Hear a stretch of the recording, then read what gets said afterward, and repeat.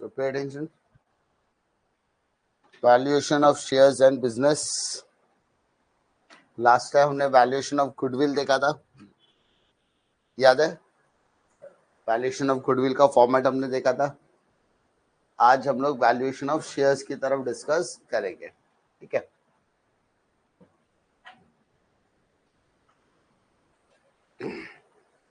अब valuation of shares मतलब क्या? जब कोई भी कंपनी किसी भी कंपनी के शेयर बोलते हैं ना को अक्वायर करती है, तो वो दो पैरामीटर्स पे काम करना पसंद करती है। पहला कि जब कोई कंपनी किसी कंपनी को खरीद रही है, तो जो बेचने वाली कंपनी वो वेंडर कंपनी है। So vendor company is expecting some kind of a goodwill कि भाई मुझे कुछ तो एक्स्ट्रा पैसे मिल जाए। सो वो गुडविल कैलकुलेट करता है। लेकिन जब एक कंपनी दूसरी कंपनी को एक्वायर करती है, तो साथ ही साथ उसके नंबर ऑफ शेयर्स के हिसाब से भी कैलकुलेशन किया जाता है। तो नंबर ऑफ शेयर्स का कैलकुलेशन करना will be your valuation of shares, ठीक है? तो इस चैप्टर के अंदर तीन तरीके से क्वेश्चंस पूछा जा सकता है। या तो आपको क्वेश्चन में वैल्यूएशन ऑफ बिजनेस पूछा जाएगा, ठीक है? या तो क्वेश्चन में वैल्यूएशन ऑफ शेयर पूछा जाएगा, या तो क्वेश्चन में वैल्यू ऑफ गुडविल पूछा जाएगा, ठीक है? तीन तरीके से। याद होगा वैल्यू ऑफ बिजनेस हमने गुडविल में भी निकाला हुआ है, तो वैल्यू ऑफ बिजनेस हमने शेयर्स में भी निकालेंगे। तो हमारे पास टोटल करने के तीन तरीके हैं। Type 1 is valuation of goodwill, जिसमें हमने लास्ट लेक्चर में कवर कर लिया है। Type 2 will be your valuation of shares plus business, ऐसा मैं बोलूंगा। और टाइप 3 के अंदर आप क्या करोगे, उसमें गुडविल और शेयर्स दोनों कैलकुलेट करने के लिए बोल सकता है। तीनों, दोनों या तीनों, तीनों का मर्जर। तो तीनों का जब मर्जर बोलेगा तो valuation of goodwill, shares and business तीनों आ जाएगा, ठीक है? सो तीनों अगर एक साथ कैलकुलेट करने के लिए बोलेगा तो it will be like this, ठीक है? सो हमने गुडविल वाला पार्ट कवर किया। अब गुडविल के जब हमने सम्स किए तो उसके अंदर हमने कुछ स्टेप्स किए थे कि सबसे पहले you have to calculate the future maintainable profit. उसके बाद क्वेश्चन में चेक करो कि आपका कैपिटल एम्प्लॉयड क्या है। कैपिटल एम्प्लॉयड के बाद आपने एनआरआर चेक किया रहेगा, नॉर्मल रेट ऑफ रिटर्न। दोनों को मल्टीप्लाइड किया तो नॉर्मल प्रॉफिट आएगा। एफएमपी माइनस नॉर्मल प्रॉफिट किया तो you will get super profit. Multiplied by number of year purchase किया तो you will get goodwill. In case अगर क्वेश्चन में कैपिटलाइजेशन ऑफ एफएमपी बोला है या वैल्यूएशन ऑफ बिजनेस बोला है, तो आप एफएमपी डिवाइडेड बाय एनआरआर करते हो तो आपको वैल्यूएशन ऑफ बिजनेस मिल जाता है। लेकिन जब आप असेट मेथड में जाते हो तो कैपिटल में employed plus goodwill will be your valuation of business. यहाँ पर कुछ उधर से ही उठाकर लिखा गया है, लेकिन ये मैटर करता है कि आप कौन से मेथड को फॉलो करते हो, ठीक है? तो यहाँ पर वैल्यूएशन ऑफ शेयर्स के लिए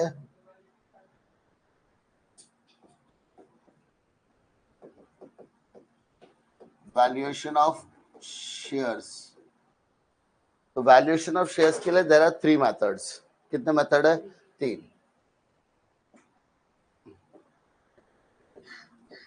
ठीक है? क्लियर है? There are 3 methods. पहला है asset method, asset backing method, जिसे हम यील्ड मेथड बोलते हैं। क्या बोलते हैं? Yield method. नेट असेट के बेसिस पर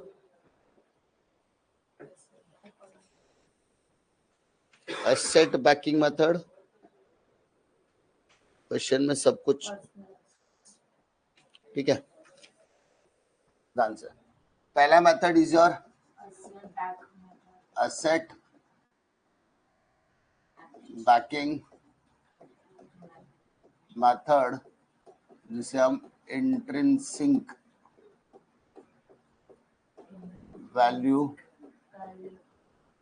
मेथड भी बोलते हैं, ठीक है? एसेट बैकिंग मेथड या फिर intrinsic value method. Second is your yield value method, yield value method. And third is your fair value method, ठीक है? 3 मेथड में कोई डाउट? 3 मेथड्स है। वैल्यूएशन ऑफ शेयर्स के कितने मेथड्स है? 3 मेथड्स है। एसेट बैकिंग मेथड और intrinsic value method both are same. दूसरा यील्ड मेथड, यील्ड मेथड। अब यहाँ पे ध्यान से देखना, यील्ड और फेयर वैल्यू। फेयर वैल्यू छोड़ दो, क्योंकि उसको याद रखने जैसा कुछ है नहीं। फेयर वैल्यू क्या है, दोनों का टोटल करके एवरेज लेना बस।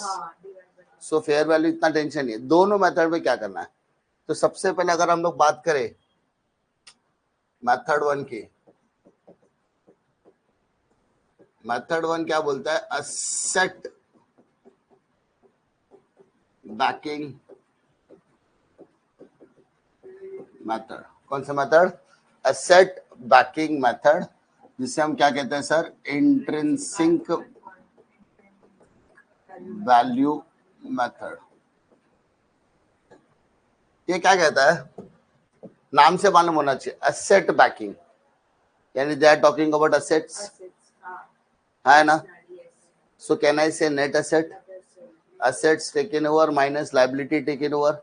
याद आया कुछ, कैपिटल एम्प्लॉयड, ऑलमोस्ट वही है, सिवाय एक आइटम को छोड़ के, गुडविल। वहां पे गुडविल नहीं लेते थे, यहाँ पे गुडविल लेना पड़ेगा, समझा। यहाँ पर पहला असेट्स टेकन ओवर, यस और नो। बी में क्या आएगा sir, liabilities taken over. Problem है, यहाँ पे हाईलाइटेड वाला पार्ट आपका ये रहेगा, इंक्लूडिंग गुडविल। गुडविल मिलाकर बात करेंगे हम लोग, दोनों में यही फर्क है। वैल्यूएशन ऑफ गुडविल करते समय आप गुडविल नहीं लेते थे, बाकी के सारे एसेट्स माइनस लायबिलिटीज लेते थे। यहाँ पर ऐसा नहीं है, इंट्रिंसिक वैल्यू करते समय you have to take goodwill as well. Question में गुडविल दिया है तो उसे भी लो, नहीं दिया है और इनके सबको क्वेश्चन में गुड वैल्यूएशन ऑफ गुडविल भी बोला है, तो पहले आप capital employed plus goodwill add करके करोगे, समझा। So asset taken over minus liability taken over will be taken as net asset। क्या बोलेंगे सर उसको, नेट एसेट। अरे क्या बोलेंगे, नेट एसेट, समझा। अब ये जो नेट एसेट आया है, इस नेट एसेट में से आपको प्रेफरेंस शेयर कैपिटल को माइनस करना होगा। इसे माइनस करना होगा, preference share capital less preference share capital. Clear है। अगर एक आइटम तो ये माइनस होता है, दूसरा होता है अनक्लेम्ड डिविडेंड। क्या होता है सर, अनक्लेम्ड डिविडेंड। ये दो स्पेसिफिक आइटम आपको क्या करना है, minus. In case unclaimed dividend question में नहीं दिया तो करने की जरूरत नहीं है, ठीक है। अनक्लेम्ड डिविडेंड नॉर्मली देख, मेरे हिसाब से ना 99% क्वेश्चन में देगा ही नहीं, कॉल्ड अप वगैरह। फिलहाल पेड प्रेफरेंस शेयर कैपिटल याद रखो। तो अगर आपने ये माइनस किया तो माइनस करने के बाद जो आपको अमाउंट बचेगा, ये assets will be belonging to equity share holder. मतलब ये किसके असेट्स हो जाएंगे sir, assets belongs to assets belongs to equity shareholder। assets belongs to equity shareholder। Clear है। हम वैल्यूएशन ऑफ शेयर्स किसका निकालते हैं, इक्विटी का ही निकालते हैं। We are not calculating the equity value of the shares of preference shares. Why, because preference share holders are the temporary owners. उनको fix rate of dividend and repayment of capital की guarantee मिलती है, लेकिन equity को ऐसा कुछ भी मिलता नहीं है। सो हम जब भी कैलकुलेशन करेंगे, so we have to take care of the equity. So हम जो भी हमारे पास असेट्स आया है, उस असेट्स में से प्रेफरेंस शेयर कैपिटल वाला पार्ट हम क्या करेंगे, लेस कर देंगे। एंड लेस करने के बाद अपने पास जो अमाउंट बचेगा वो अमाउंट हो जाएगा asset belongs to equity share holder. Clear है, पक्का। अब ये करने के बाद आपको नंबर ऑफ शेयर्स क्वेश्चन में दिया रहेगा, नहीं दिया तो निकाल तो सकते हैं कि नंबर ऑफ शेयर्स कैसे निकालते हैं, पता है ना। आपके पास जो भी इक्विटी शेयर कैपिटल का वैल्यू होगा, उस इक्विटी शेयर कैपिटल के वैल्यू में से फेस वैल्यू क्या करना है, डिवाइड करना है, तो आपको मिलेगा नंबर ऑफ इक्विटी शेयर्स। क्या बोला मैंने, number of equity shares, number of equity shares. So number of equity shares कैसे निकालना है, आपका total equity share capital total equity share capital divided by face value of equity shares. Clear है? तो आज नंबर ऑफ इक्विटी शेयर्स आपको आराम से मिल जाएगा। पहले क्या करना है, एसेट बैकिंग के अंदर सबसे पहले आपको एसेट्स माइनस लायबिलिटी करके जो भी वैल्यू मिला उसमें से प्रेफरेंस शेयर कैपिटल क्या करना है, माइनस। अगर क्वेश्चन में प्रेफरेंस दिया है तो माइनस करोगे, नहीं दिया है तो माइनस करने की भी जरूरत नहीं है। तो जो एसेट आया, फिर नंबर ऑफ इक्विटी शेयर्स कैसे निकालोगे, total equity share capital divided by number of shares. समझा? अब क्या करोगे, ये जो एसेट्स बिलोंग है उसको divided by number of equity shares कर दो, आपको मिल गया value per share of intrinsic value. समझा? क्या मिलेगा, value per share, intrinsic value मिलेगी। क्या मिलेगी सर, वैल्यू पर शेयर। अरे क्या बोला मैंने, वैल्यू पर शेयर, एक शेयर की क्या वैल्यू है, बट ये कौन से मेथड के अंदर, इंट्रिंसिक वैल्यू में।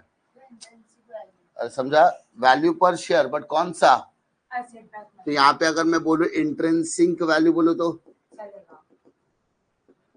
ऐसा बोल सकता क्या, इंट्रिंसिक वैल्यू पर शेयर है ना। सो उसमें क्या करना है, जो assets belongs to equity share holder divided by number of equity shares, जो आंसर मिलेगा वो होगा इंट्रिंसिक वैल्यू पर शेयर। समझा? क्लियर है? असेट बैकिंग मेथड में कोई दिक्कत है? पहला, asset minus liability will be your capital, they are net asset बोलेंगे। उस नेट असेट में से अगर क्वेश्चन में प्रेफरेंस शेयर कैपिटल दिया है तो उसे क्या करोगे, माइनस करोगे। माइनस करने के बाद आपको जो वैल्यू मिलेगा वो asset will be related with the equity share belongs to equity share holder divided by number of shares. Number of shares कैसे निकालना है, equity share capital divided by face value of the equity share. निकालने के बाद ये दोनों value को क्या करना है आपको, डिवाइड, सो आपको मिल जाएगा इंट्रिंसिक वैल्यू मिल जाएगा। ठीक है? क्लियर है क्या, कोई डाउट है इसमें? श्योर? एक सम लेता हूं मैं असेट मेथड पे, एक मिनट चेक करता हूँ उसमें असेट मेथड पे कोई सम है क्या, इसमें दोनों मेथड पे एक साथ सम है। ठीक है, चलो ठीक है। फर्स्ट मेथड में कोई डाउट है? Done, done with the first method. Now method 2,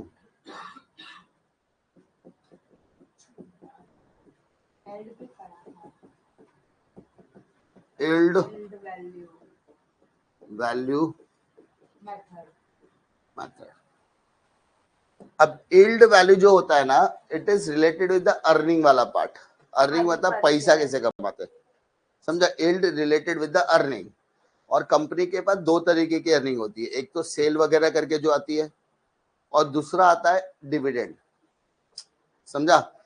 earning तो yield वैल्यू में या तो अर्निंग के बेसिस पे क्वेश्चन आ सकता है या तो डिविडेंड के बेसिस, दोनों में से कोई एक। समझा? ज्यादातर अर्निंग के हिसाब से देता है तो इसका ज्यादा टेंशन नहीं है। आपको yield वैल्यू मेथड में सबसे पहले करना क्या है, कैलकुलेशन ऑफ एफएमपी।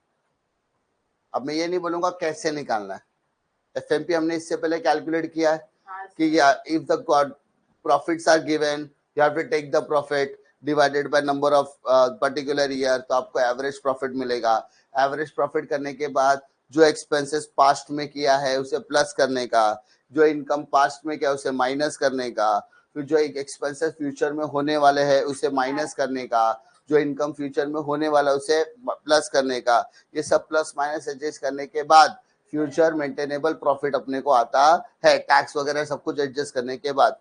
तो पहला स्टेप आपका क्या आएगा, कैलकुलेशन ऑफ एफएमपी। समझा? तो first step will be calculation of FMP.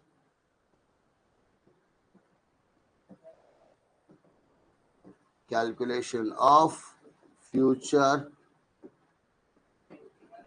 Maintainable profit, future maintainable profit. ठीक है, पहला स्टेप आपका वही रहेगा। बस इसमें कहानी में ट्विस्ट क्या आएगा कि आपने जो फ्यूचर मेंटेनेबल प्रॉफिट कैलकुलेट किया है, फ्यूचर मेंटेनेबल प्रॉफिट, कैलकुलेट किया होगा उस कैलकुलेशन में से दो चीजें आपको माइनस करनी है। कितनी चीजें? दो चीजें। पहला, ट्रांसफर टू रिजर्व। क्वेश्चन में दिया रहेगा कि so and so percentage of the profit should be transfer to the reserve. So transfer to the reserve आपको लेस करना है, एंड उसके बाद preference dividend should be adjusted. कौन सा सर? Preference dividend. ये दोनों चीजें एडजस्ट करने के बाद दिस प्रॉफिट, हाँ, profit belongs to equity share holder. पहले वाले में asset belongs to equity share holder था, अब यहाँ पर क्या गया सब? Profit belongs to equity share holder. Clear है? अब ये जो profit belongs to equity share holder है, ये इसकी अर्निंग हो गई। किसकी? इक्विटी शेयर होल्डर की। इसमें से वो नॉर्मल, यानी क्वेश्चन में नॉर्मल रेट ऑफ रिटर्न दिया रहेगा। क्या दिया रहेगा? Normal rate of return. Normal rate of return. तो अगर आप ये दोनों को मल्टीप्लाई करोगे, किस किस को सर? किस किस को? Profit belongs to equity share holder और आपके पास नॉर्मल प्रॉफिट आया, तो ये दोनों को मल्टीप्लाई करने पर मिलेगा आपको एक्सपेक्टेड अर्निंग। तो क्या मिलेगा सर? एक्सपेक्टेड अर्निंग बोलेंगे। सर कैसे में करेंगे सर? आपका जो एफएमपी आया है उसमें नॉर्मल रेट ऑफ रिटर्न क्या करना है आपको? मल्टीप्लाई करना है। अरे समझा? एक्सपेक्टेड अर्निंग कैसे निकालना है, समझ में आया? कि आपका जो एफएमपी आया, एफएमपी का जो फाइनल आंसर है और जो नॉर्मल रेट ऑफ रिटर्न है, वो दोनों को क्या करना पड़ेगा? मल्टीप्लाई करना पड़ेगा। क्लियर है? आफ्टर मल्टीप्लाइंग अब आपको क्या निकालना है सर? यील्ड वैल्यू निकालना है। क्या निकालना है? Yield value. So yield value per share. क्या बोला मैं? बोला यील्ड वैल्यू पर शेयर। ठीक है, यील्ड वैल्यू पर शेयर। आपके पास क्वेश्चन में देखा जाएगा कि क्वेश्चन कहां से घुमाया है, ये भी मैटर करता है। कभी कभी ऐसा होता है कि हम लोग डायरेक्टली यील्ड वैल्यू पे नहीं निकाल सकते, अर्निंग निकालनी पड़ेगी। सो 99% एक्सपेक्टेड, आपको ये रखो कि एक्सपेक्टेड अर्निंग तक तो आपका समझाने ही वाला है। वापस बोल रहा हूँ, पहले क्या करना है कि एफएमपी कैलकुलेट करो। एफएमपी कैलकुलेट करने के बाद you have to just adjust two things. पहला transfer to reserve and preference dividend. वो एडजस्ट करने के बाद जो प्रॉफिट मिलेगा, this profit will belongs to equity share holder. पहला। दूसरा क्वेश्चन में नॉर्मल रेट ऑफ रिटर्न दिया रहेगा, उस नॉर्मल रेट ऑफ रिटर्न को आप क्या करोगे? मल्टीप्लाई करने के बाद एक्सपेक्टेड अर्निंग निकालोगे। क्या निकालोगे? एक्सपेक्टेड अर्निंग निकालोगे। समझा? अरे हाँ है ना? पक्का? अब आपको क्या करना है? यील्ड वैल्यू की तरफ जाना है। किसकी तरफ जाना है? Yield value. वापस बोल रहा हूं, yield value, yield value per share. क्या करना है? जो एक्सपेक्टेड अर्निंग था उसको ऊपर लिखो। अरे एक्सपेक्टेड अर्निंग क्या लिखा? ऊपर।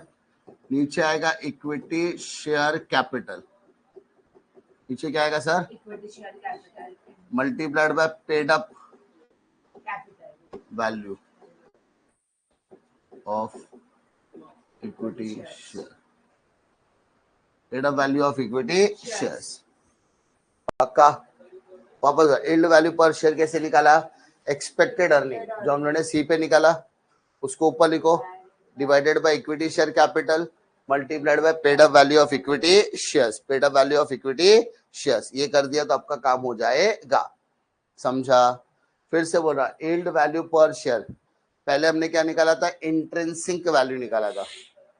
अभी हमने क्या निकाला? यील्ड वैल्यू, यानी जो मेथड है उसकी वैल्यूज हम निकाल रहे हैं। जो मेथड है हम लोग उसकी वैल्यूज निकाल रहे हैं। समझा? ये हो गया आपका नॉर्मल सम। समझा? कभी कभी क्वेश्चन में ना रेट ऑफ डिविडेंड वो देता है। क्या देता है? Rate of dividend. आपके सिलेबस का it is not a part of your syllabus. ठीक है, डिविडेंड नहीं देता है नॉर्मली। अगर इनकेस आपको डिविडेंड दिया है, इनकेस आपको डिविडेंड दिया है, तो आपको करना क्या है कि जो भी डिविडेंड दिया है उसका एवरेज ले लो। उसका क्या लेने का है? Average. Average of rate of dividend divided by normal rate of return. क्या बोला मैंने? Divided by normal rate of return into paid up value, into paid up value, into paid up value. समझा? अगर ये मैं कब बोल रहा है, ये वाला वैल्यू कब निकालने का? If rate of dividend is given in the question for equity share dividend. We are not talking about preference share का dividend, हाँ? We are talking about equity share का dividend. समझा? अगर क्वेश्चन में इक्विटी शेयर के ऊपर dividend declare किया है and the dividend rate is given in the question, समझ में आ रहा है? We are not talking about preference share का डिविडेंड, क्योंकि वो तो देना ही पड़ेगा उसको एग्जाम क्वेश्चन में. इक्विटी शेयर्स का rate of dividend is not fixed, नहीं दिया तो ही तो निकाल रहे. लेकिन अगर क्वेश्चन में इक्विटी शेयर का डिविडेंड दिया है तो इन दैट केस आपकी पूरी कहानी चेंज हो जाएगी. आपके लिए इल्ड वैल्यू हो जाएगा, yield value is equal to आपका जो रेट ऑफ डिविडेंड है, क्या बोला मैंने? Rate of dividend, rate of dividend divided by normal rate of return, normal rate of return into paid up value of equity share, paid up value of equity share. समझा? दोनों percentage में होगा. जैसे like से 12% ऊपर है तो नीचे भी कुछ परसेंटेज देगा, तो परसेंटेज आपस में क्या हो जाएगा? कैंसिल. समझा? हो गया वाला. ये वाला पार्ट कब आएगा? जब क्वेश्चन में डिविडेंड देगा तब. If nothing is given, nothing to be worry. Clear है? और third method is your method 3, fair value method. So fair value में क्या करोगे? Fair value is equal to पहला intrinsic value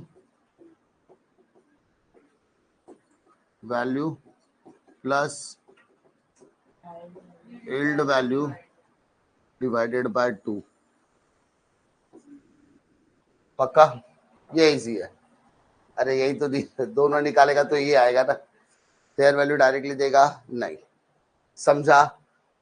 ये 3 स्टेप में अपने को क्या करना है? सम को खत्म करना है. पक्का? फिर से बोल रहा हूँ. हाँ, चैप्टर के 3 मैंने उस दिन भी आपको बताया था. Value of goodwill, value of shares and value of business. Value of business दोनों के साथ आता है. गुडविल के साथ भी हमने देखा, अब ये शेयर्स के साथ भी आएगा, तो उसमें कोई बड़ी बात नहीं है. एफएमपी तो यहाँ पे भी निकालते, एफएमपी डिवाइडेड बाय एनआरआर कर देते, वैल्यू ऑफ बिजनेस मिल जाएगा, तो वो बड़ी बात नहीं है. इंपॉर्टेंट क्या है कि शेयर्स निकालने बोला कि गुडविल निकालने बोला है, आपको पहले वो समझ में आना चाहिए. और जब भी आपको शेयर्स वाला बोलेगा तो you have to calculated by 3 methods. समझा? या तो आपको कौन से मेथड से बोलेगा? एसेट बैकिंग मेथड, जिसे हम इंट्रिंसिक वैल्यू मेथड बोलते हैं. दूसरा method can be yield value method, और थर्ड विल बी और fair value method. In case मानो क्वेश्चन में एसेट बैकिंग मेथड बोला है, तो एसेट बैकिंग मेथड का जो आंसर होगा वही आपका फेयर वैल्यू का आंसर हो गया, क्योंकि सिंगल दिया है. क्वेश्चन में यील्ड वैल्यू दिया है, एसेट बैकिंग बोला नहीं है, तो yield value will become fair value. लेकिन अगर दोनों दिया है तो ही आपको यहाँ पर एवरेजिंग निकालना पड़ेगा, अदरवाइज निकालने की भी जरूरत नहीं. समझा? तीनों में से 2 देगा, तीनों मतलब तीनों ही देगा इन शॉर्ट घुमा फिरा के, क्योंकि अकेला 15 मार्क के सम बनने वाला नहीं है. समझा? क्लियर है? बात समझ में आ रही है? जब तक सम करोगे नहीं तब तक समझ में आने वाला नहीं है, वो तो अपने विधि का विधान है. दिख रहा है क्वेश्चन? गोमती लिमिटेड का समय जरा पन्ना वन्ना पलटो, आपको समझेगा. ठीक है? अगर मनन प्रकाशन है तो इलस्ट्रेशन 12 के आसपास का क्वेश्चन है आपके. ना पे अटेंशन, जरा ध्यान देना. सम तो वैसे सामने है तो टेंशन लेने की जरूरत नहीं है. जरा क्वेश्चन जरा ध्यान से पढ़ना, वक्त की नजाकत को समझो, क्वेश्चन को जरा ध्यान से पढ़ो. आपके पास शेयर कैपिटल दिया है क्या? यस, बट इसमें 2 तरीके के शेयर कैपिटल है. One is your authorised and issued. तो कभी भी याद रखो, authorise capital it is just an information, उसको ज्यादा दिल पे लेने की जरूरत नहीं है. ना दिल पे क्या लेना है? Issued capital and paid up. So हमने 100 15,000 equity share of ₹100 each less calls in arrear of ₹20 each, है ना। तो हमारे पास टोटल 15,000 शेयर्स है, जिसमें से कॉल्स इन एरियर कितना है, ₹20 का है। 2,000 का कॉल्स इन एरियर एडजस्ट करके दिया है। Apart from this profit and loss, bank overdraft, creditor, provision for tax and proposed dividend. इस पूरे क्वेश्चन में कहीं पे भी इक्विटी के बाद प्रेफरेंस दिया नहीं है। तो इसका मतलब यहाँ जितना भी हम लोग कर रहे थे उसमें जो प्रेफरेंस वाला पार्ट है वो आने वाला नहीं है, स्किप हो जाएगा उतना पार्ट, ठीक है। असेट्स में land and building, plant and machine, stock, debtors, cash and bank. The net profit of the company after providing tax were as follows. On 31st March 2012, land and building was valued. नया value दिया तो asset backing नई value पे किया जाएगा। Plant and machinery 225, normal rate of return consider as 8%। Goodwill is to be valued at 3 years of the purchase of super profit. Oh my God, दिख रहा है कुछ? मतलब ये बोलता है कि चिल्ला चिल्ला के बोल रहा है गुडविल मैं आ गया, जिसको तुम इंतजार कर रहे थे वो मैं आ गया। यानी पहले तुम क्या करो, रिवीजन करो, क्या वैल्यूएशन ऑफ गुडविल का, है ना, based on the average profit of last 5 years। Find the intrinsic value. Intrinsic value मतलब पहला मेथड, है ना। And partly paid equity share consider closing capital employed as capital employed. यानी अभी हम लोग कौन से मेथड पे कर रहे हैं, फर्स्ट मेथड हमें सॉल्व करने के लिए बोला है। But before doing the first method we also need to calculate goodwill. Goodwill भी निकालना है ना। अरे बात समझ में आ रहा है? Goodwill is to be valued at 3 years of purchase बोला है। इसका मतलब वो चिल्ला चिल्ला के बोला कि वैल्यूएशन ऑफ गुडविल भी करो। अरे हाँ है ना। उसके साथ साथ क्या चाहिए, इंट्रिंसिक वैल्यू। अरे बात समझ में आ रहा है? फिर से बोल रहा हूँ, ये जो सेंटेंस दिया है goodwill is to be valued at 3 years purchase of the super profit, ये क्या कहना चाहता है कि भाई तुम पहला गुडविल निकालो, ठीक है। आफ्टर कैलकुलेटिंग द गुडविल तब जाके आप क्या निकालो, intrinsic value. Sir intrinsic value क्यों? क्योंकि यहाँ पर क्लियरली बोला एसेट टेकन ओवर में गुडविल इंक्लूड होना चाहिए। अरे समझा? क्लियर है? पक्का? यानी हमें सिर्फ इंट्रिंसिक वैल्यू का ही सम करना है। पक्का है क्या? सो सबसे पहले हम लोग क्या निकालेंगे, कैलकुलेशन ऑफ गुडविल। अरे क्या करेंगे, कैलकुलेशन ऑफ गुडविल। समझा?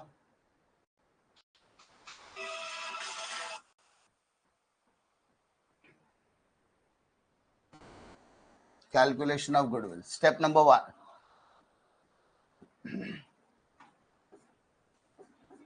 Calculation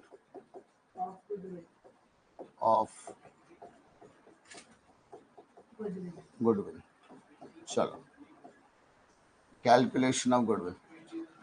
गुडविल कैलकुलेशन में सबसे पहले क्या चाहिए, super profit, future maintainable profit. पूरा स्टेप फॉलो करना पड़ेगा, फ्यूचर मेंटेनेबल प्रॉफिट। चेक कर क्वेश्चन में फ्यूचर मेंटेनेबल प्रॉफिट के लिए कुछ है बोला है क्या, बोलो बोलो। अरे क्या करोगे बोलो, सबसे पहले क्या करोगे, you have to take the profit of all ना। उसके बाद अभी इसमें कुछ चेंजेस बोला है क्या, प्लस माइनस वगैरह कुछ बोला है क्या, नहीं। तो फ्यूचर सबसे पहला आता है कैलकुलेशन ऑफ, पहला future maintainable profit. Plus minus कुछ करना नहीं है, तो you have to just take the total 172,500 plus 1,50,000 plus 1,87,500 plus 1,80,000 plus 1,35,000 divided by 5। तो एवरेज निकाल दिया ना, 8,25,000 डिवाइडेड बाय 5 160 ये आगे आपका future maintainable profit. Can I से एवरेज प्रॉफिट ही मेरा क्या बन गया, फ्यूचर मेंटेनेबल प्रॉफिट बन गया। अरे यस और no, average profit become future maintainable profit. समझा? कुछ प्लस माइनस बोला नहीं है। स्टेप 2 क्या बोलता है, कैपिटल एम्प्लॉयड। अरे याद आया, कैपिटल एम्प्लॉयड अब कैपिटल एम्प्लॉयड के लिए क्या करना है, असेट्स माइनस लाइबिलिटी करना है, असेट्स टेकन ओवर। चल देख बेटा कौन कौन से असेट्स आएंगे, लैंड एंड बिल्डिंग वैल्यू बोल, लैंड एंड बिल्डिंग रिवाइज मतलब अच्छे एडजस्टमेंट वाला 3,75,000। उसके बाद प्लांट एंड मशीनरी का भी नया वैल्यू नीचे दिया है, प्लांट एंड मशीनरी 2,25,000। अच्छा इसके अलावा नीचे और कुछ बोला है क्या, so you have to take as it is from the above, है ना। प्लांट एंड बिल्डिंग का नया वैल्यू ले लिया, प्लांट एंड मशीनरी का नया वैल्यू ले लिया, स्टॉक का नहीं है तो वो ऊपर का ही 4,50,000। देन सन्ड्री डेटर्स 7,500, कैश 20,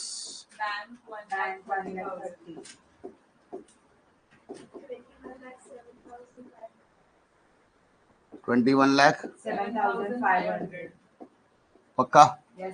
ये मेरे असेट्स की वैल्यू हो गई। Now we have to talk about liabilities. Liabilities taken over, liabilities में क्या आएगा, bank overdraft, overdraft 32,000, creditors 15,500। Next provision for tax 67,500। Proposed dividend 1 lakh, 12,500, 1,12,500 total answer आएगा 3,27,000। टोटल इसका टोटल 3,27,500। अच्छा ए माइनस बी करते कि प्लस करते, अच्छा माइनस करो क्या मिलेगा, 17,80,000। इसको क्या बोलेंगे हम लोग, टोटल कैपिटल एम्प्लॉयड। ये सुनो पक्का क्लियर है इसमें।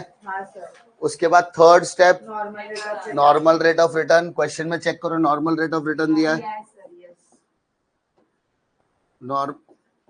प्रीवियस वाले लेक्चर में मैंने सब बताया है अच्छे से, स्टेप वाइज फॉलो करेंगे। 8%।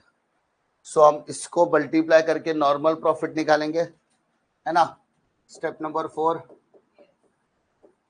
नॉर्मल प्रॉफिट, तो आपका जो कैपिटल एम्प्लॉयड आया है इनटू एनआरआर करोगे, सो कैन आई से 17,80,000 8%, 1,42,400 आ गया। Now can I say super profit, super profit will be FMP minus normal profit. अरे यस और no, what is my FMP, 165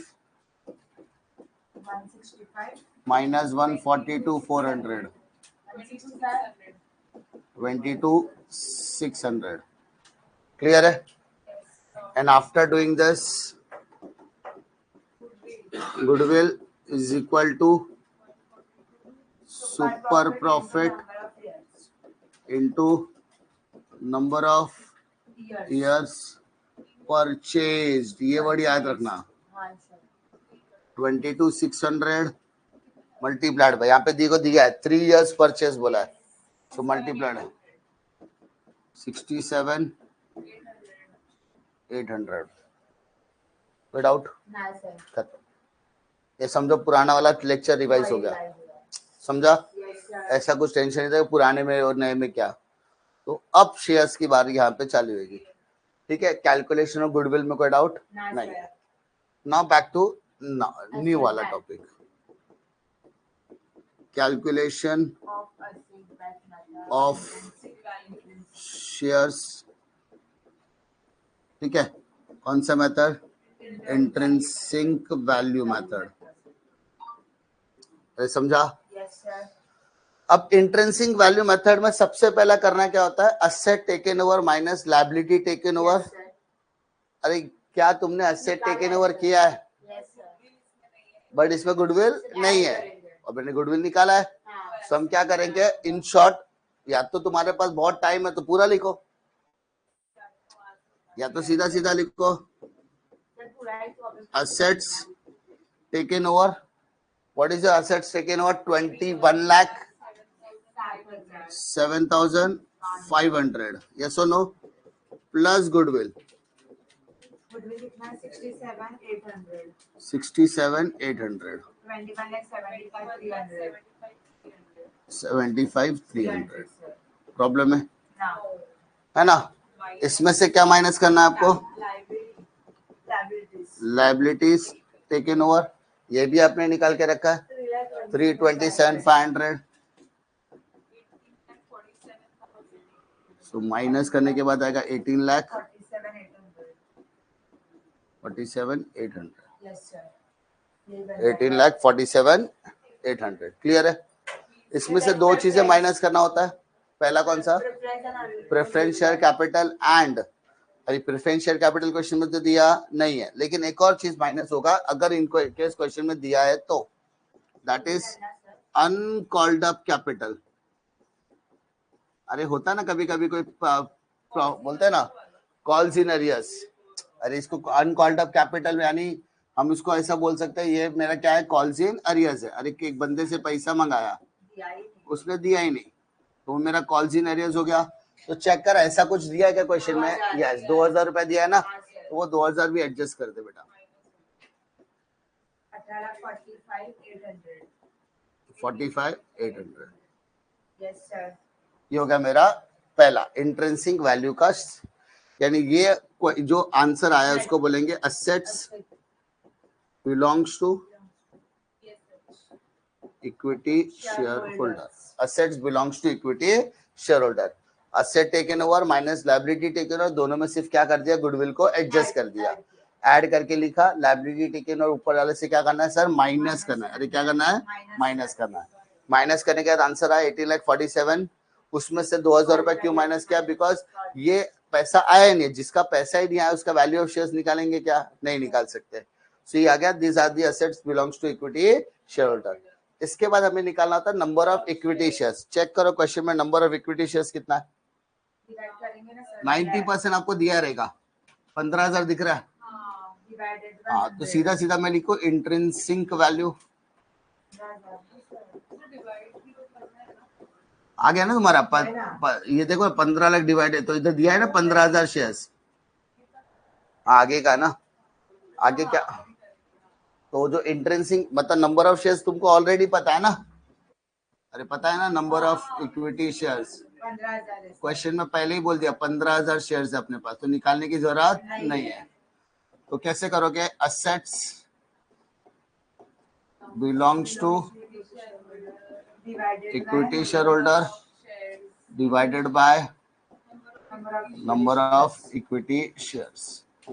so can I say 18,45,800 divided by 15,000। 0.05। पक्का? Simple है।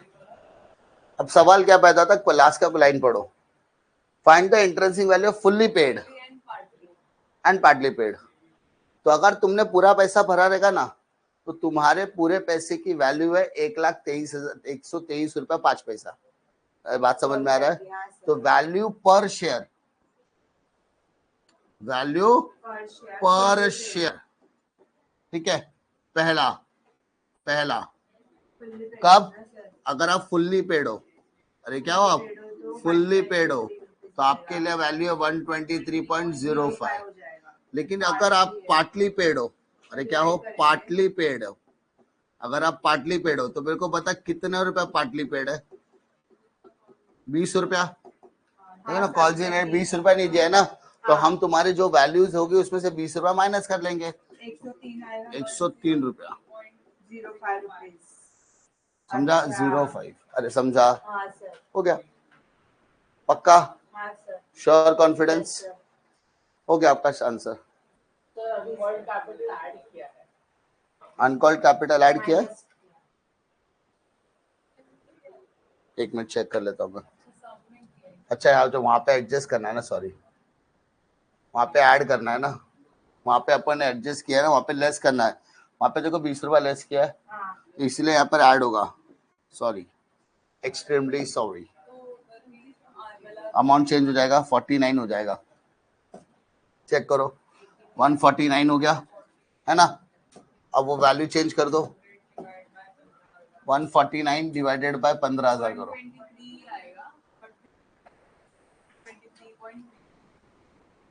Check करो, 123,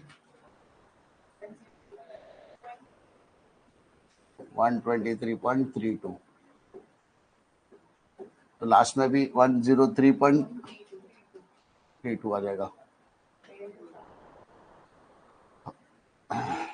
ठीक है, क्लियर है, समझा कैसे करना है, अनकॉल्ड अप कैपिटल ऐड करना है। तो अब ध्यान से देखो वापस, क्योंकि हम लोग लास्ट में माइनस किया ना, लास्ट में 20 रुपए हम लोग एडजस्ट कर रहे हैं, सो जो पैसा ऐसा, इट इज अज्यूम दैट कि वो भी 2,000 रुपये आ जाएगा, क्योंकि हम लोग जब वो बंदा पैसा लेने के लिए आएगा ना, वैल्यू पर शेयर का पैसा लेने आए, तो हम 20 रुपए एडजस्ट करके ऑटोमेटिकली ले लेंगे, समझा। तेरे जितने भी नंबर ऑफ शेयर्स होंगे उसमें 20 रुपए हम एडजस्ट करके ऑलरेडी ले लेंगे पार्टली पेड शेयर्स में, क्लियर है। वापस बोल रहा हूँ, क्वेश्चन में ज्यादा नहीं, क्वेश्चन बहुत लेंदी लग सकता है, बट अगर आप stick to the your basic रहने वाले हो तो आपके लिए सारा काम आसान हो जाएगा।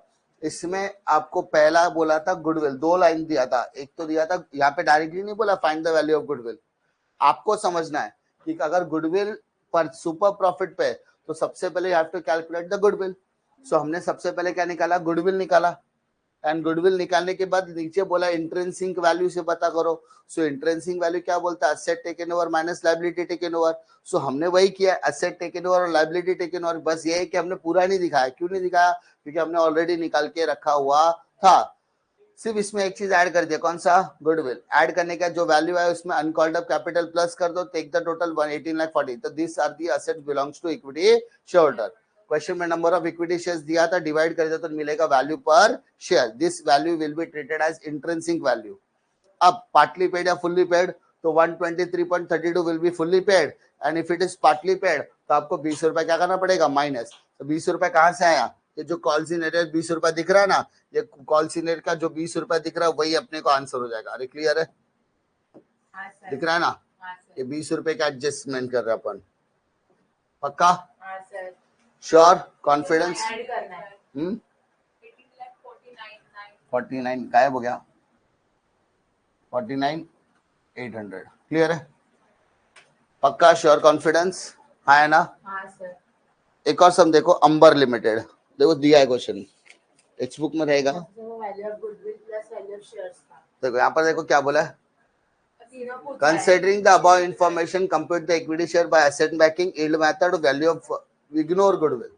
मतलब क्वेश्चन में गुडविल निकालने बोला नहीं है, ऊपर भी नहीं लेंगे, ऊपर दिया है क्या, जरा चेक कर, नहीं दिया, ऊपर दिया तो ले, नहीं दिया तो लेने की भी जरूरत नहीं है, समझा।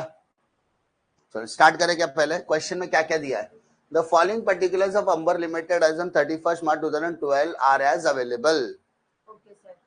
1 lakh equity share of ₹100 each fully paid, 10,000 12% preference share capital of ₹100 each fully paid, security premium, profit and loss account, general reserve, current liability में creator, bills payable, average profit after tax for last 3 years, 3 साल का अपने को average profit निकाल के दिया है। सो can I say this is my FMP, future maintainable profit मिलेगा, 20% of the profit after tax is transfer to general reserve.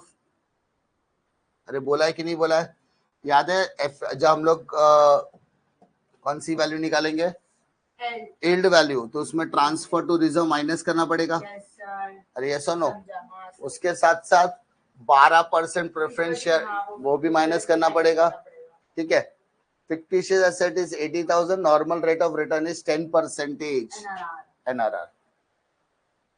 Considering the above information, you have to calculate by asset backing method, yield method and fair value method. समझा? Start करें। पहला, सबसे पहले क्या लिखोगे? asset backing method, है ना? First of all, you have to calculate it first. Asset backing method, जिसे हम क्या बोलते हैं सर? Intrinsic value.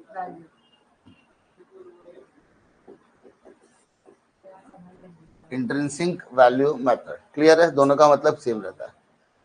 इसमें करते समय सबसे पहले क्या करोगे? एसेट बैकिंग शुरू कहां से होता है?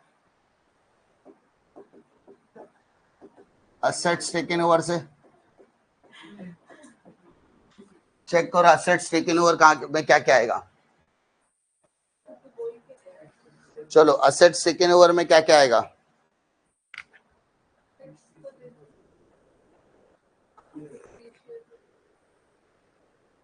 बोलो क्या क्या आएगा? दिख रहा है क्या क्वेश्चन में? सर एक भी एसेट नहीं है। Land and building, plant and machinery, cash bank, stock, debtor, bill receivable, कुछ भी दिया नहीं है। फिक्टिशियस एसेट्स मतलब मिसलेनियस एसेट्स, मिसलेनियस एक्सपेंडिचर्स है, वो इक्विटी शेयर कैपिटल से लेस होता है। ठीक है sir. Asset taken over question में एक भी आपको एसेट्स दिया नहीं है ना? एक्सेप्ट फिक्टिशियस एसेट, वो भी क्योंकि वो भी लायबिलिटी में से एडजस्ट होता है। नाउ इसका मतलब ये इंट्रिंसिक वैल्यू कैलकुलेट करने के लिए आप कैपिटल एम्प्लॉयड निकालोगे। अरे यस और नो? एसेट माइनस लायबिलिटी करने के बाद आपको क्या मिलता है? Assets belongs to. In short आप कैपिटल एम्प्लॉयड ही निकालोगे। सो यहां पर कैपिटल एम्प्लॉयड के लिए there will be a second method. अब यहाँ पे आप जो कैपिटल एम्प्लॉयड निकालोगे वो लायबिलिटी के ऊपर बेस्ड है। किसके ऊपर बेस्ड है? अरे समझा? आपके एसेट्स में से लायबिलिटी माइनस किया तो जो बचा वो कैपिटल एम्प्लॉयड है। अब मेरा एसेट ही नहीं दिया, लायबिलिटी में, तो बचा क्या? Equity share capital, preference share capital, profit and loss, security premium, general reserve. जो आइटम्स मैंने एसेट्स में नहीं लेना है वो एसेट्स को लेकर मैं कैपिटल एम्प्लॉयड कैलकुलेट कर सकता हूँ। चेक कर जाए क्वेश्चन में इक्विटी दिया है क्या? Equity share capital 1 crore. ठीक है। 12% preference share capital 10 lakh. Problem है? चेक कर उसके बाद सिक्योरिटी प्रीमियम मैंने ऑल दिया है। सिक्योरिटीज प्रीमियम लायबिलिटी का पार्ट है ना? Securities premium how much? 11,50,000। Next, profit and loss account. Profit and loss account how much? 33 lakh. Profit and loss भी आएगा ना? पिछली बार में हम लोगों ने एसेट्स के मेथड से किया था ना? General reserve 18 lakh 85,000। अब देखो, equity, preference, reserve and surplus minus fictitious. Minus क्या आएगा? Fictitious. Fictitious how much? 80,000। Current liability वगैरह आपको कंफ्यूज करने के लिए दिया, बिकॉज करंट लायबिलिटी हम लोग क्या करते हैं? एसेट माइनस लायबिलिटी में से करते हैं ना। Take the total. 1 crore 10 lakh 11,50,000 1 1 crore 73 lakh 13,000 आया सबका। Yes sir. इसमें से मालूम है ना 30,30,000 12% प्रेफरेंस शेयर कैपिटल माइनस करना है, which is 10 lakh. Yes sir. देख बेटा, ये बैलेंस शीट है। बैलेंस शीट कुछ आइटम्स के साथ बनता है, equity share capital, preference share capital, security premium, profit and loss, general reserve, capital reserve, है ना, CRR, DRR, जो भी रिजर्व दिया रहेगा सब लिखने का। उसके बाद creditor, bills payable, bank overdraft, सुना है सब। इधर आ जाओ, बैलेंस शीट असेट में जाओगे तो land and building, plant and machinery, furniture, fixture, stock, debtor, cash balance, bank balance, bill receivable, ऐसे आइटम्स और फिक्टिशियस असेट्स। ठीक है, ऐसे आइटम सब लोग बनता है।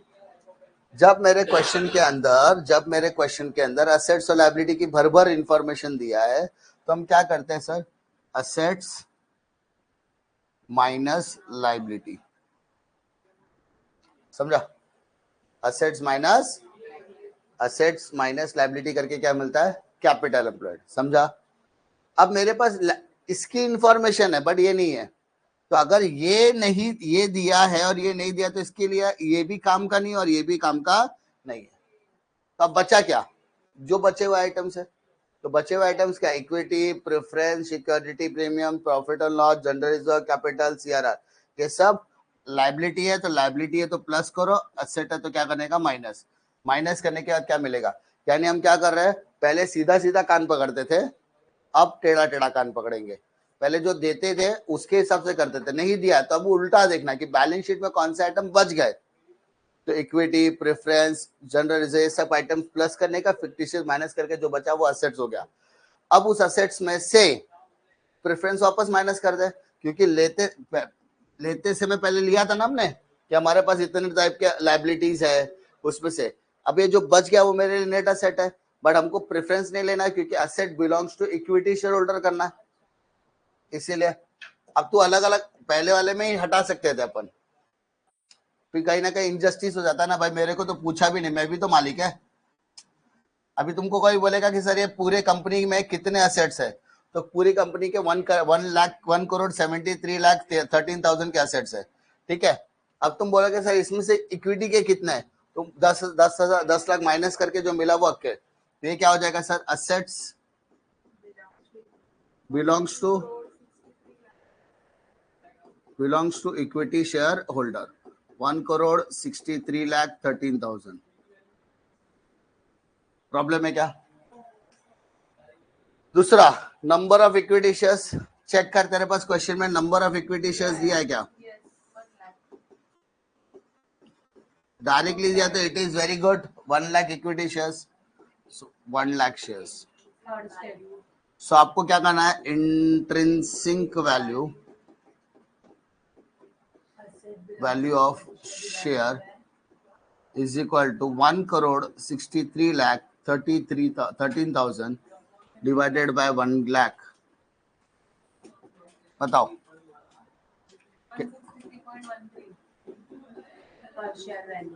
खत्म, पहले आ गया, पहले में कोई doubt, sure, yes sir.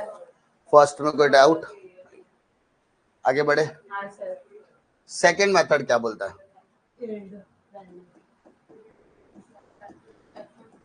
Yield method, इसमें अपने को चाहिए एफएमपी।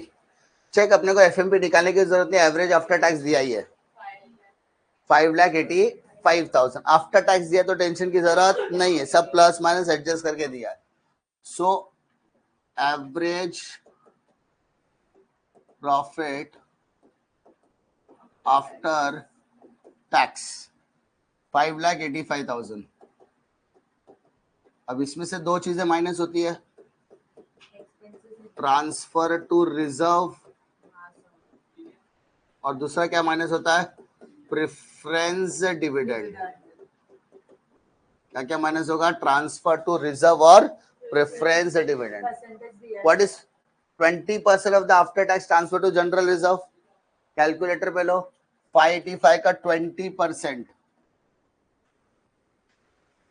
सर 1,17,000. हाँ.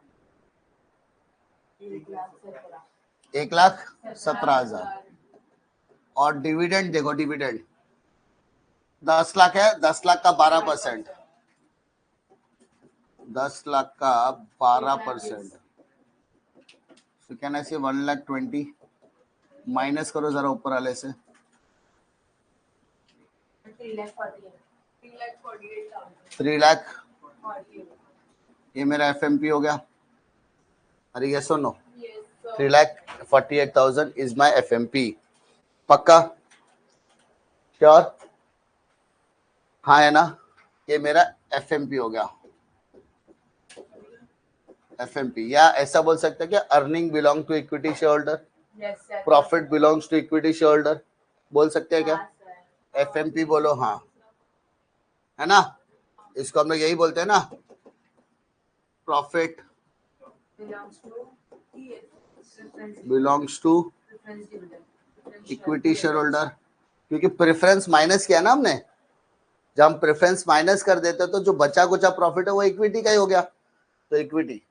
उसके बाद क्या करते हैं, यील्ड वैल्यू के लिए, यील्ड वैल्यू के लिए हम क्या करते हैं, profit belongs to equity share capital, share holder divided by equity share capital into paid up value, paid up value of equity shares. Profit 348, equity share capital 1 crore into 100, paid up value 100 है ना, तो यहाँ पर दिख रहा 100, 3.48, पक्का 3.48. समझा क्या? यील्ड मेथड में इतने में कोई डाउट है क्या? बट तुमको ऐसा नहीं लग रहा कि कुछ तो गड़बड़ है, इतना इधर है वैल्यू 163.13 है, बट यहाँ पे वैल्यू कितना आ रहा है, 3.48 आ रहा है, तो ऐसा नहीं लग रहा कि कुछ अमाउंट अपने को एडजस्ट करना पड़ सकता है? In that case yield value जब आपको लगता है, वैसे तो यील्ड वैल्यू कितना है, 3.48 है. अब इस 3.48 को यील्ड वैल्यू को फेयर वैल्यू में कन्वर्ट करना है, मतलब इन शॉर्ट ध्यान से सुनो जरा मैं क्या बोल रहा हूँ. यील्ड वैल्यू अपने निकाला, दिस तुमको याद है मैंने अभी तुम्हारे साथ डिस्कस किया था, क्या था, yield value per share, expected earning, ये सब किया. But if the rate of dividend is given in the equation of equity dividend, तो हम लोग क्या करते हैं, rate of dividend divided bye NRR into paid up value. अब मुझे बता, एक जगह पे एक मेथड पे वैल्यू आ रही है तुम्हारी 163 है ना, एक मेथड के हिसाब से आपके इक्विटी शेयर की वैल्यू कितनी है, 163, और एक तरफ पे तुम्हारी इक्विटी शेयर की वैल्यू है 3 रुपया. कुछ इनजस्टिस लग रहा है? So try to do that. आपका डिविडेंड दिया है, डिविडेंड तो दिया नहीं है, तो डिविडेंड की जगह पे अर्निंग दिया आपको, अरे डिविडेंड की जगह पे क्या दिया है, अर्निंग. अर्निंग कितना है सर, 3.48 दिया है ना, कैलकुलेटर पे लो जरा, 3.48 लिया, divided by NRR. What is your NRR, normal rate of return, अरे कितना दिया है, 10%, डिवाइडेड बाय 10%, है ना, कितना आया, बस यही करना है. तो हमने यहाँ पर क्या कर दिया, जो मेरा आंसर आया है उसमें खाली NRR को डिवाइड करना है. अरे NRR को क्या कर रहा है, 3.48 divided by NRR. What is my NRR, 10%. अरे कितना NRR है मेरा, 10% है. अरे समझा? सो 10% से क्या तो कितना आएगा, 34.8. समझा? ये मेरा हो जाएगा एग्जैक्ट अर्निंग. अरे क्या हो जाएगा सर, अर्निंग. तो यील्ड वैल्यू या यील्ड वैल्यू अर्निंग बोलेंगे. अर्निंग मतलब इतना मैंने कमाया, यानी अगर मैंने 100 रुपए का शेयर खरीदा, सो 100 रुपए के शेयर पे मुझे 34.8 रुपीज की अर्निंग हो सकती है. अरे क्लियर है क्या, अरे पक्का समझा? यील्ड वैल्यू कोई डाउट है? वापस बोल रहा हूँ, हमने यहाँ पर क्या कर दिया सर, जो भी हमारा फाइनल आंसर आ रहा है उसमें डिवाइडेड बाय क्या कर रहा हूँ, NRR, normal rate of return. 10% divide तो answer will be 34.8. And final third step कौन सा बोलो? Third fair value. थर्ड क्या निकालना है? Fair value. Fair value is equal to intrinsic value plus The profit belongs yield value divided by 2. चलो what is by intrinsic value? 163.13 plus 34.8 divided by 2.